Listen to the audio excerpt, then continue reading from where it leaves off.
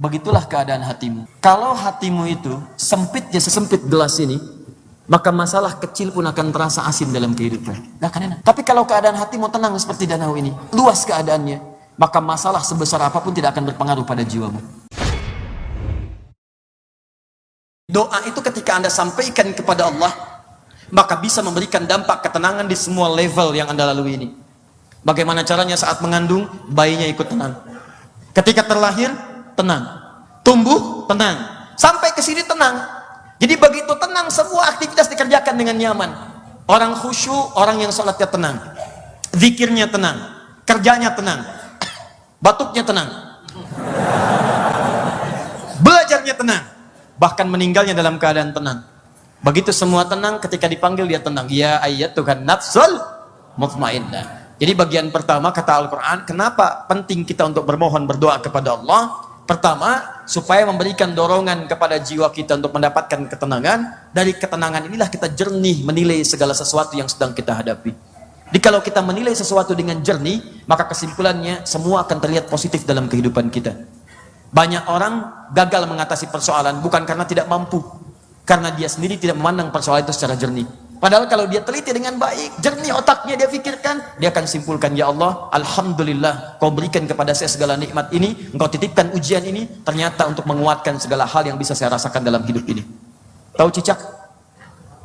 Lalu, bagaimana cicak beraktivitasnya? Merayap. Di mana? Dinding. Apa makanannya?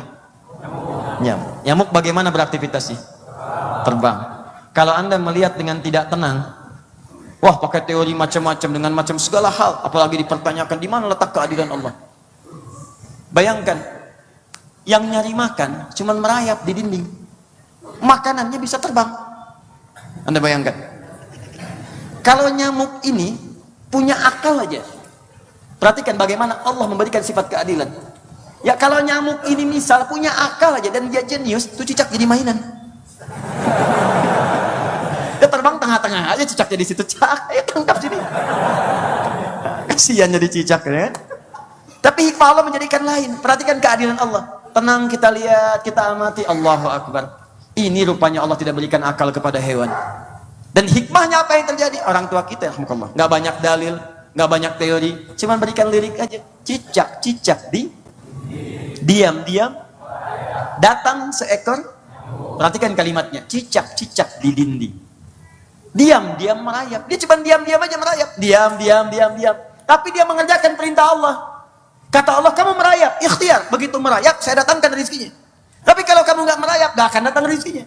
Allah cuma perintahkan merayap, datang seekor nyamuk. Nyamuk yang mendatangi cicak, bukan cicak yang mendatangi nyamuk. Coba lihat dengan tenang. Dia tenang, yang jernih. Dulu kan cuma dinyanyiin aja.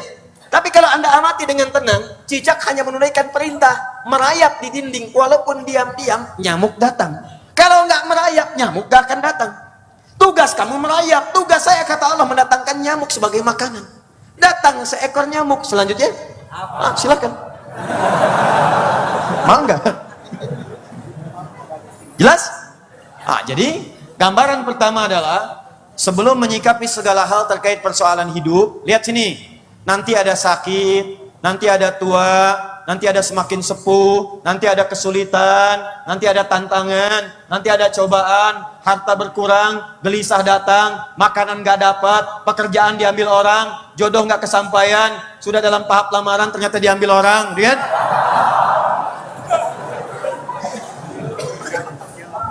Kalau tidak tenang keadaan hatinya, gelisah jiwanya, bukan sekedar masalah tidak selesai, tapi bisa mendatangkan masalah baru, dan tidak sedikit yang mengakhiri nyawanya.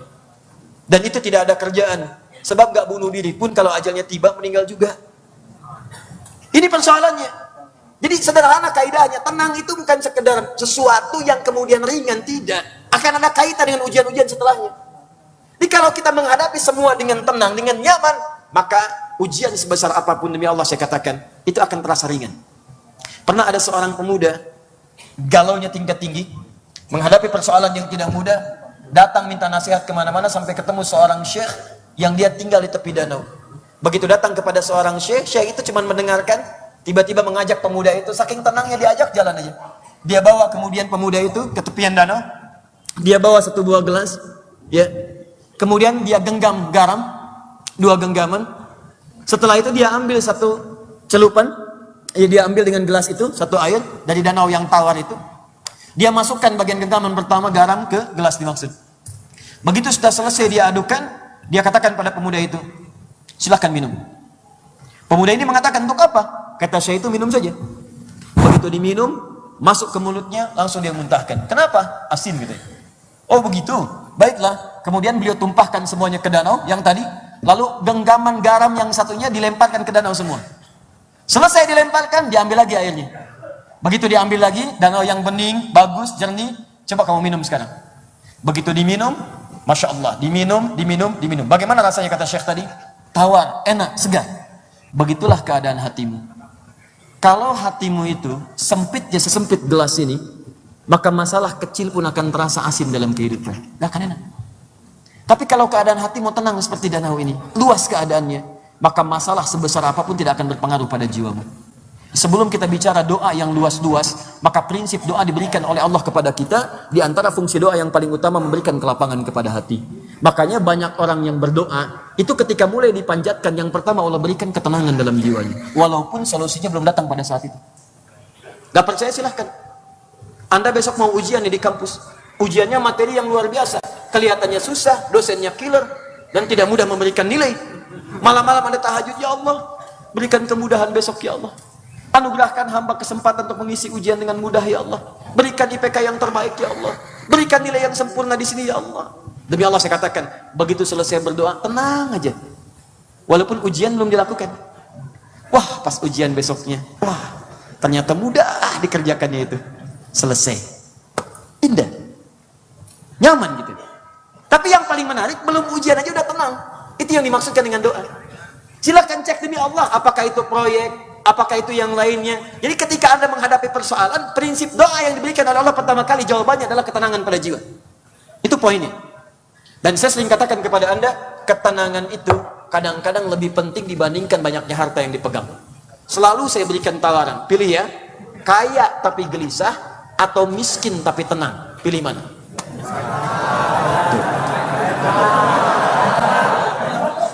Dah. Capek saya tahu ini. Anda tidak akan bisa menolak ketenangan di situ. Sehat tapi gelisah atau sakit tapi tenang, pilih mana? Ketenangan itu selalu dibawa. Pasti itu poinnya. Karena itu prinsip pertama kata Allah, orang-orang yang bermohon kepadaku, hal yang aku berikan pertama kali ketenangan pada jiwanya. Minimal walaupun solusi belum datang, ketenangan sudah ada. Kalau sudah tenang, tenang itulah yang memberikan energi positif pada seluruh elemen-elemen tubuh kita. Jadi kalau orang sudah tenang, semuanya positif, pikiran positif, ke tubuh positif, ke hati positif. Itulah muncul kemudian ungkapan yang bijak, jiwa yang tenang melahirkan ibadah yang cemerlang. Catat, bikin status.